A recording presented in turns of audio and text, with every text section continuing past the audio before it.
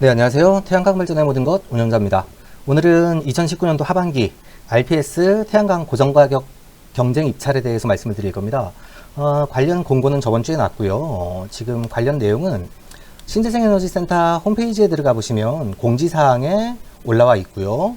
그게 아니더라도 저희 카페에 들어가셔서 카페에서 최신 글 클릭하시면 관련 공고 내용을 확인하실 수가 있습니다. 공고 내용 안에 들어가시면 해당 내용과 첨부 파일이 있는데 Q&A까지 잘 들어와 있다 보니까 첨부 파일 내용 꼭 한번 살펴보시는 게 좋을 것 같고요. 이 내용에 대해서 오늘 간략하게 이야기를 조금 드려보려고 합니다. 입찰을 처음 참여해 보시는 분들도 사실 그다지 어렵게 생각하실 필요는 없습니다. 관련 시스템이 잘 갖춰져 있다 보니까 공고문을 제대로 읽고 관련 시스템에 따라서 참여를 하면 되는 거고요. 그런데 내용들을 제대로 파악하지 않으시거나 대충 보고 넘어가셔서 어렵다라고 생각을 하신 겁니다. 사실 요거를 이제 대행해 주겠다는 업체들도 조금 생겨나는 것 같은데요. 굳이 대행업체를 쓸 필요가 없습니다. 실수가 발생을 하면 사실 책임은 사업자 본인이 지는 건데 그 책임 소재에 대해서 굳이 대행업체가 책임을 져주지 않습니다. 그리고 입찰 점수 30점에 대한 가점이 매우 크기 때문에 그 부분에 대해서 고민을 해야 되는데 사실 대행업체에서 써준다고 해도 그걸 무조건 만점을 받고 우리가 일반적으로 쓴다고 해서 낮은 점수를 받지는 않습니다.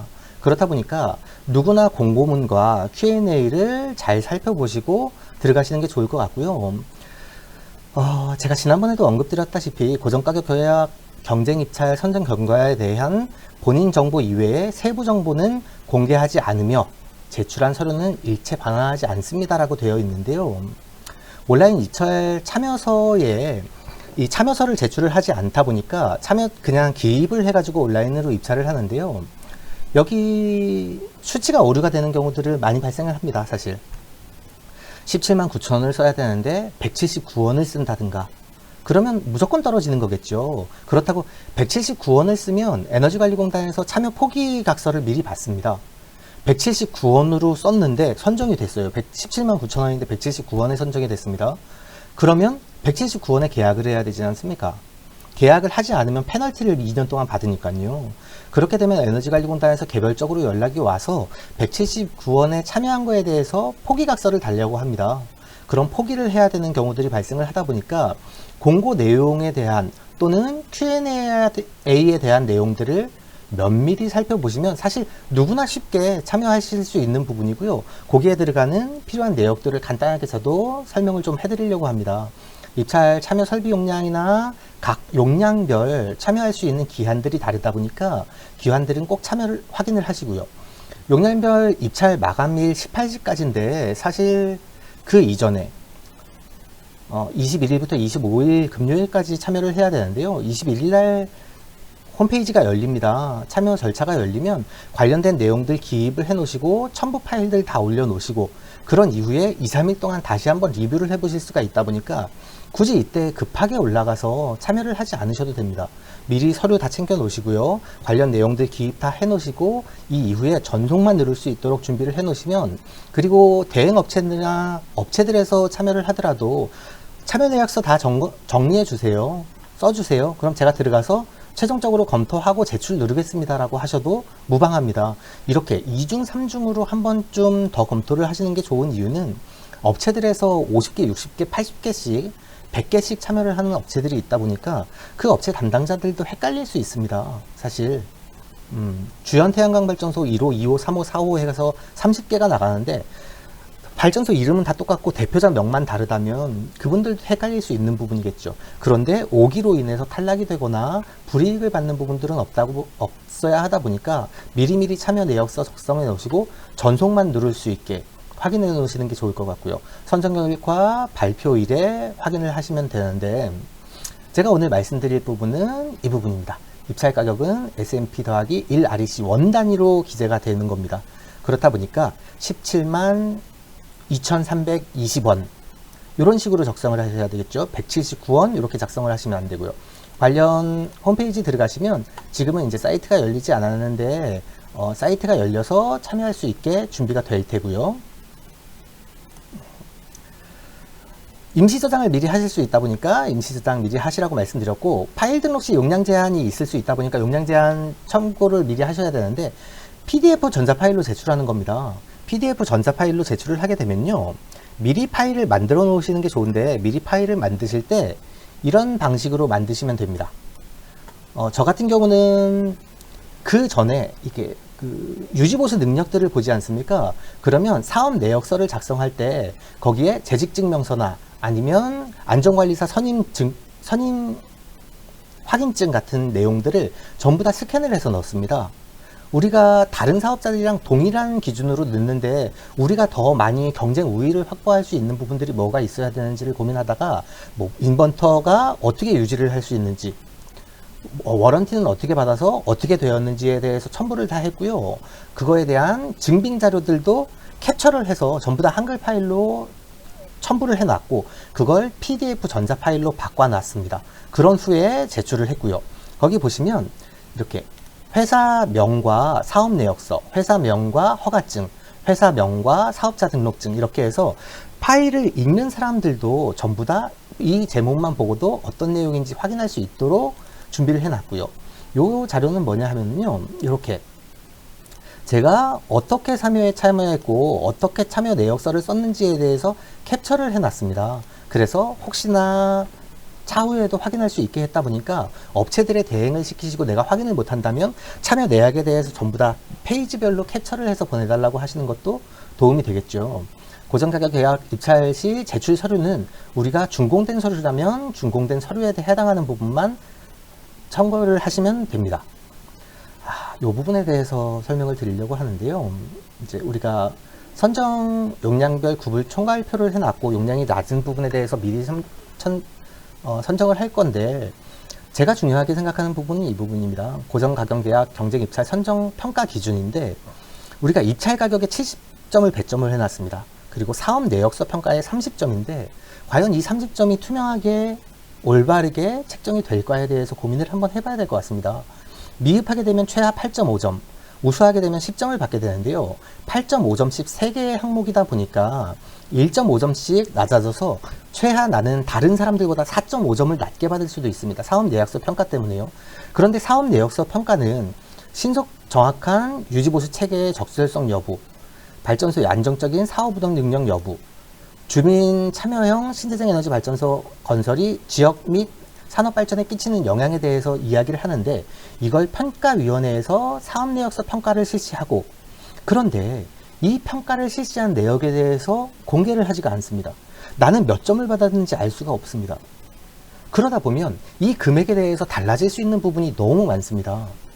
4.5점의 평가 배분이 어떻게 달라질 수 있는지 제가 한번 정리를 해봤는데요. 상한가와 입찰가를 나눠서 이제 성과 배준표에 따라서 제가 계산을 해놓은 이 평가 배분표에 따라서 제가 계산을 해놓은 자료입니다. 이제 500원 미만 10원 단위는 제가 제외를 하고 정리를 해봤는데요. 17만 7,900원일 때 내가 받을 수 있는 점수는 1.03점입니다. 그리고 2.0점, 2원, 2점을 받을 수 있는 1점 차이가 나는데 17만 7,900원에서 17만 5,400원으로 떨어진 겁니다. 이런 식으로 4.5점의 차이가 난다면 우리가 금액적으로 얼마가 차이 나는지 제가 한번 편리하게 보실 수 있도록 좌표를 만들어 놨는데요.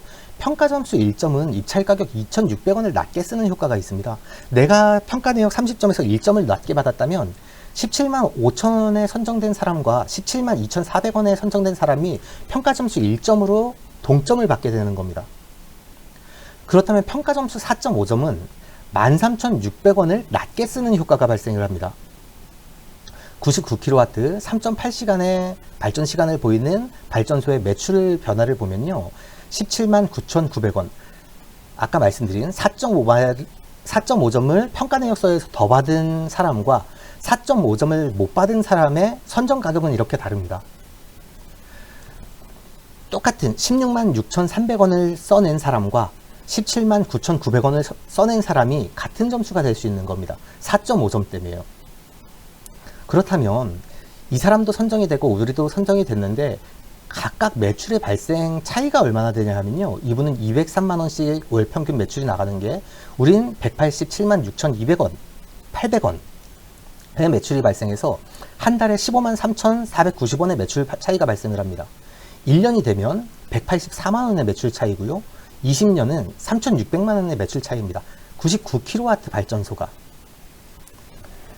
이렇게 사업 내역서 평가 점수 30점이 매우 중요한데 여기에서 기껏 4.5점이지만 4.5점은 13,600원을 낮게 쓸 수 있는 차이다 보니까 사업 내역서는 사실 투명하게 공개가 되어야 합니다. 그런데 평가위원회에서 사업 내역서 평가를 하고 이거에 대해서 우리는 일체 공개를 요청할 수 없는 시스템이다 보니까 우리는 우리의 사업 내역서가 어떻게 평가가 됐고 몇 점을 받았는지 어떻게 돼서 내가 그 점수를 받았는지를 이의를 제기할 수가 없습니다. 왜냐하면 세부 정보는 공개를 하지 않겠다고 명시를 했기 때문이죠. 당연히 사업에 어떻게 참여할지에 대해서도 고민을 하셔야 됩니다. 사업 내역서도 잘 쓰셔야 하고 그래서 전문가를 찾아가긴 하지만 사실 지금 평가 내역에서 가지고 있는 부분들은 전문가가 할 수 있는 부분이 아닙니다. 이 사업 내역서 아래에 보시면 Q&A도 들어와 있고요. 사업에 참여한 필요 양식들도 다 들어와 있습니다. 양식에 대해서 기재를 하는 거다 보니까 굳이 우리가 전문가를 찾아가지 않아도 전기 안전관리사 선임 현황에 대해서 안전관리사 선임 필증을 캡처해서 넣으면 되고요. 유지보수 현황에 대해서 개런티나 워런티를 받으신 내역에 대해서 첨부를 하시고 말을 예쁘게 쓸 수는 있고 대신 오타가 없어야 합니다. 사업 기재 내역에도 오타가 있거나 잘못 기재된 부분에 대해서 오류가 있는 부분에 대해서 가감을 받을 수가 있으니까요. 하지만 그런 걸 제외하더라도 30점의 배점은 우리가 가져갈 수 있는 차이가 너무나 크게 나타납니다. 그래서 우리는 지금 이 입찰을 참여하는 이유도 있겠지만 이걸 더 공정하게 하기 위한 노력들도 해야 됩니다. 앞으로도 이렇게 진행이 될 거고 그렇다는 건 누군가 나보다 100원을 높게 써도 그 사람은 선정이 되고 우리는 떨어질 수 있는 결과가 발생합니다. 똑같은 금액으로 16만 8,400원을 30개를 참여를 했는데 10개는 선정이 되고 20개는 탈락할 수 있는 일이 발생을 하는데 도대체 나는 왜 탈락을 했는지 어떤 이유 때문에 탈락했는지 알 수 없는 경우가 생깁니다. 사업의 평가 내역서 당연히 잘 쓰셔야 하겠죠. 사업의 참여 금액 당연히 중요합니다. 그런데 그것보다 중요한 건 어떻게 투명하게 평가가 되고 어떻게 투명하게 점수를 받을 수 있는지입니다.